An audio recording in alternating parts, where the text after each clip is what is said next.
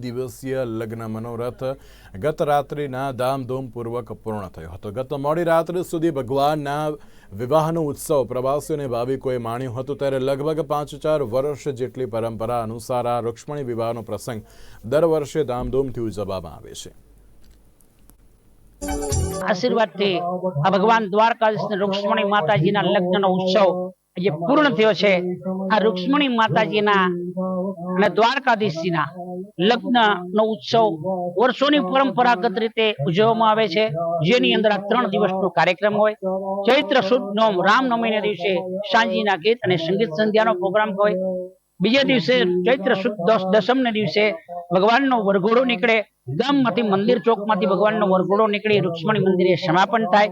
અને બીજા દિવસે એટલે ચૈત્ર સુદ 11 દિવસે ભગવાનના લગ્નનો ઉત્સવ ઉજવવામાં આવ્યો।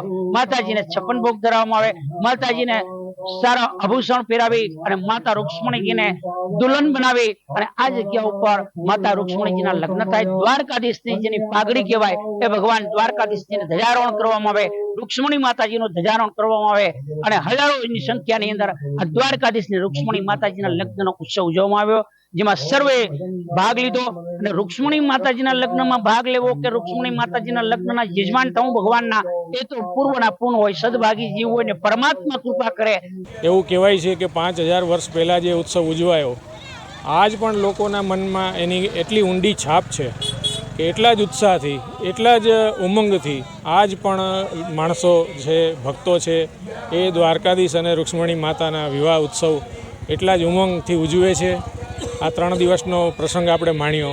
પહેલા દિવસે સંગીત સંધ્યા, બીજા દિવસે આપણે વરઘોડો અને ભગવાન અહીંયા આવીને બિરાજમાન થયા વિવાહ અર્થે રૂક્ષ્મણી માતાના મંદિર પર આજે આપણે ફેરાના દર્શન કર્યા, વિવાહ ઉત્સવ માણ્યો। આ ઉત્સવ છે એ એક સામાન્ય ઉત્સવ નથી। રાજાધિરાજ અને રાજરાજેશ્વરી માતા રૂક્ષ્મણીનું વરણ એ એટલું જ પવિત્ર છે જેટલું શિવ અને શક્તિનું મિલન માનવામાં આવે છે।